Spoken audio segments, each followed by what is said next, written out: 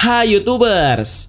Hingga saat ini, Cina telah membuat kemajuan yang pesat dalam bidang teknologi dan sains. Bahkan, sejak zaman dulu, mereka sudah terkenal dengan penemuannya yang sangat menakjubkan.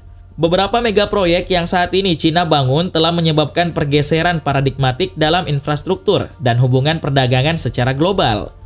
Bahkan, desain bangunan yang dibuat juga menampilkan sebuah proyek yang mengesankan dan berhasil mengalahkan pencapaian dari negara lain di dunia. Berikut daftar mega proyek paling gila Cina yang berhasil mengalahkan negara lain. Kapal selam Fendusi. Salah satu mega proyek gila Cina yang berhasil mengalahkan negara lain di dunia adalah kapal selam Fendusi yang dikatakan telah mencapai laut terdalam bumi. Fendusi sendiri adalah kapal selam yang digunakan untuk kepentingan penelitian. Kapal selam ini dirancang di China Ship Scientific Research Center di Wuxi, Provinsi Jiangsu, anak perusahaan konglomerat pembuat kapal milik negara Cina, State Shipbuilding Corp, yang berspesialisasi dalam peralatan bawah air. Beberapa waktu yang lalu, Cina berhasil mencapai prestasi baru dalam ambisi mereka di bidang sains, yaitu menyelami titik terdalam bumi di Palung Mariana, dengan menggunakan sebuah kapal selam yang diberi nama Fendusi. Ini adalah kapal selam yang dirancang oleh para ilmuwan Cina sejak tahun 2016, dengan tujuan mencapai titik terdalam di bumi, yaitu sebuah ambisi yang sudah lama ingin dicapai oleh negara itu. Rekaman gambar dari kamera laut yang terpasang memperlihatkan kapal selam berwarna hijau dan putih bergerak turun ke dasar laut secara perlahan, hingga akhirnya mendarat di dasar Palung Mariana. Diketahui bahwa kapal selam Fendusi memiliki panjang 7,9 meter dengan berat 23,9 ton dan memiliki kecepatan di bawah air sekitar 1 knot. Kapal selam itu dilengkapi dengan lengan robot untuk mengumpulkan sampel biologis dan menjadi mata untuk mengidentifikasi objek yang ada di sekitarnya. Selain itu, kapal selam Fendusi juga ditenagai dengan listrik dan dapat beroperasi selama sekitar 10 jam di bawah air. Teleskop Alien. Mega proyek gila Cina yang berhasil mengalahkan negara lain di dunia selanjutnya adalah sebuah teleskop yang berukuran sangat besar yang diberi nama Xinjiang Kitai atau Kitai Radio Teleskop. Teleskop radio Xinjiang Kitai adalah teleskop radio yang dibangun di Kabupaten Kitai di Xinjiang, Cina. Teleskop ini dikatakan menjadi teleskop radio piringan tunggal terbesar di dunia yang dapat dikendalikan sepenuhnya. Piring QTT yang ada pada teleskop ini dapat dikendalikan sepenuhnya, yang akan memungkinkannya mengamati 75% bintang di langit pada waktu tertentu. Saat ini, teleskop radio yang bisa digerakkan dengan ukuran paling besar di dunia ada di Virginia Barat, Amerika Serikat, yang dikenal dengan nama Green Bank. Diketahui bahwa diameter teleskop buatan Cina ini berukuran 10% lebih lebar dari Green Bank yang ada di Amerika. Para penciptanya berharap sinyal yang ditangkap teleskop radio ini akan mengungkap misteri asal-usul dan evolusi alam semesta dan tugas utamanya terkait dengan pencarian gelombang gravitasi.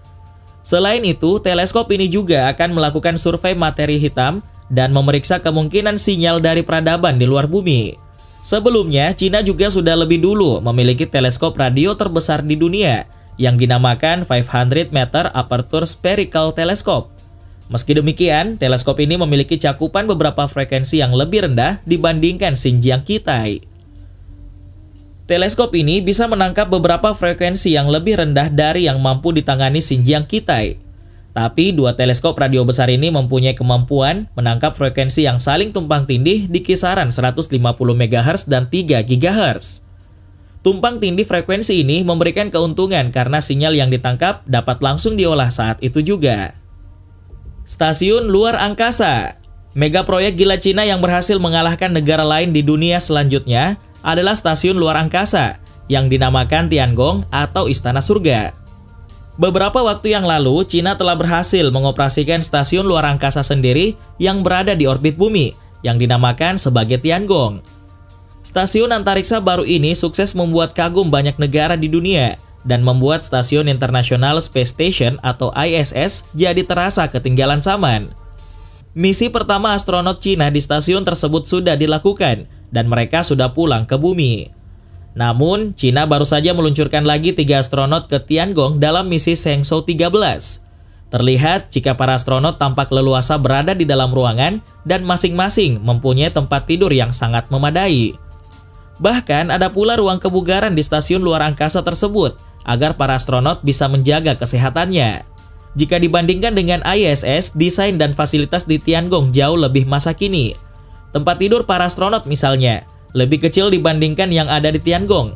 Interiornya pun terlihat kacau balau, dengan kabel berseliweran di mana-mana di antara berbagai komputer dan hardware. Predikat ISS sebagai stasiun luar angkasa paling keren pun tampaknya sudah diambil alih Tiangong, meskipun secara fungsi bisa jadi ISS lebih canggih. Secara keseluruhan, stasiun ini akan menawarkan ruang hidup hingga 160 meter kubik di 3 modul. Hal ini lebih sedikit dibanding stasiun luar angkasa ISS yang memiliki 388 meter kubik ruangan. Tidak seperti stasiun luar angkasa Cina sebelumnya yang membutuhkan air yang diluncurkan dari bumi. Air di stasiun luar angkasa baru akan diambil dari uap air yang dikeluarkan astronot dan dari urin yang didaur ulang serta dimurnikan. Selain itu, stasiun luar angkasa ini juga akan membawa mesin yang dapat menghasilkan oksigen tambahan. Tidak hanya itu, stasiun luar angkasa milik Cina ini juga akan memiliki ruang untuk eksperimen sains di berbagai bidang, mulai dari astronomi hingga fisika dasar, hingga sains kehidupan, dengan menggunakan lebih dari selusin rak eksperimen. Matahari buatan. Mega proyek gila Cina yang berhasil mengalahkan negara lain di dunia selanjutnya adalah matahari buatan. Beberapa waktu yang lalu, teknologi bernama Experimental Advanced Superconducting Tokamak sempat membuat heboh dunia karena disebut sebagai artificial matahari atau matahari buatan. Alat ini dirancang untuk meniru proses fusi nuklir yang terjadi secara alami di matahari dan bintang-bintang untuk menyediakan energi bersih yang hampir tidak terbatas melalui fusi nuklir terkontrol yang sering dijuluki matahari buatan. Suhu plasma is sudah berhasil mencapai 120 juta derajat Celcius selama 101 detik dan 160 juta Celcius selama 20 detik.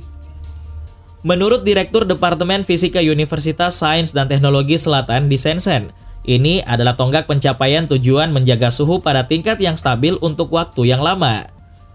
Mencapai suhu plasma di atas 100 juta derajat Celcius adalah salah satu tantangan utama untuk memanfaatkan fusi nuklir.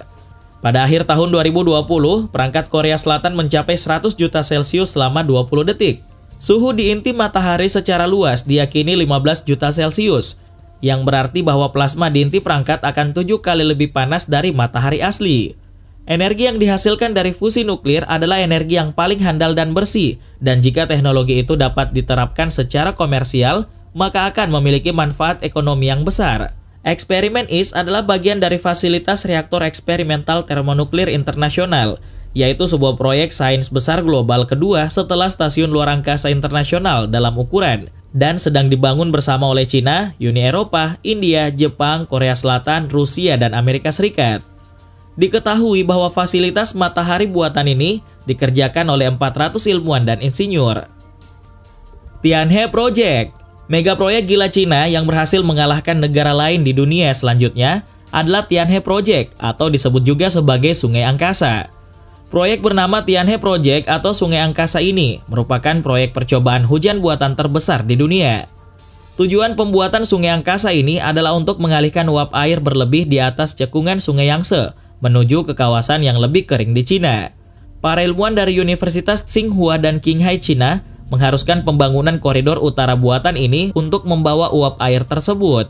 Beberapa waktu yang lalu, para ilmuwan Cina telah mulai mengembalikan satelit dan roket yang kemudian akan memantau keberadaan dan pergerakan uap air tersebut, yang sekaligus mengarahkannya kembali untuk menciptakan curah hujan.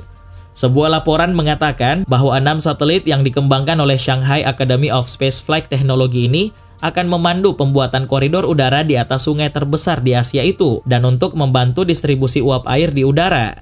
Diketahui bahwa sistem ini bisa mengalirkan 5 miliar meter kubik air setiap tahun untuk meringankan daerah yang kering di bagian utara Cina. Sea Space Project. Mega proyek gila Cina yang berhasil mengalahkan negara lain di dunia selanjutnya adalah Sea Space Project Mars atau simulasi planet Mars buatan. Ketertarikan Cina di dunia antariksa membuat negara tersebut baru saja membuka sebuah markas simulasi planet Mars. Fasilitas simulator itu dibangun di Gurun Gobi, sekitar 40 km dari pusat kota Jinshan di Provinsi Gansu, Cina. Markas simulasi yang diberi nama Sea Space Project Mars ini dibentuk menyerupai koloni di planet merah. Hal itu didukung dengan suasana lingkungan gurun yang tandus, berpasir dan berwarna merah, mirip dengan permukaan yang ada di planet Mars. Diketahui bahwa Seaspace Project Mars merupakan inisiatif yang dikembangkan oleh perusahaan media dan pemerintah Provinsi Gansu untuk meningkatkan pariwisata.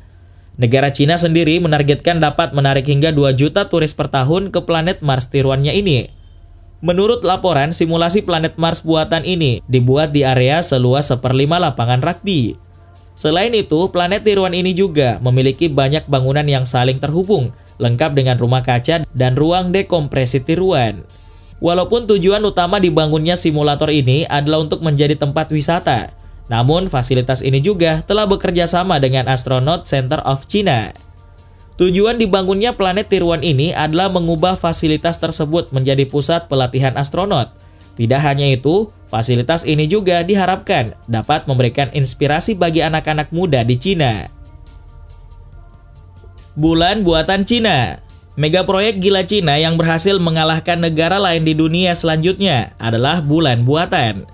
Beberapa waktu yang lalu, para ilmuwan Cina telah berhasil membangun sebuah fasilitas penelitian bulan buatan yang memungkinkan mereka untuk mensimulasikan lingkungan gravitasi rendah dengan memanfaatkan medan magnet. Diketahui bahwa fasilitas bulan buatan tersebut menggunakan medan magnet kuat di dalam ruang berdiameter 60 cm untuk membuat gaya nol gravitasi. Seorang insinyur geoteknik di Universitas Pertambangan dan Teknologi Cina mengatakan bahwa ruangan eksperimen tersebut akan diisi dengan batu dan debu untuk meniru permukaan bulan. Eksperimen itu merupakan ruangan pertama yang menyerupai bulan di dunia, yang bisa mempertahankan kondisi gravitasi rendah dalam waktu lama. Para ilmuwan berencana menggunakan fasilitas itu untuk menguji teknologi di lingkungan gravitasi rendah yang berkepanjangan sebelum mengirimkan misi ke bulan, di mana gravitasi hanya 1/6 dari kekuatannya di bumi.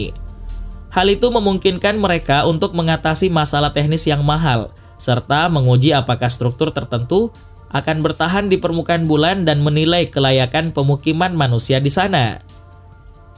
Menurut para peneliti, ruangan simulasi yang dibuat ini terinspirasi dari seorang fisikawan di University of Manchester di Inggris yang memenangkan Nobel pada tahun 2000 karena merancang eksperimen yang membuat katak mengapung dengan magnet.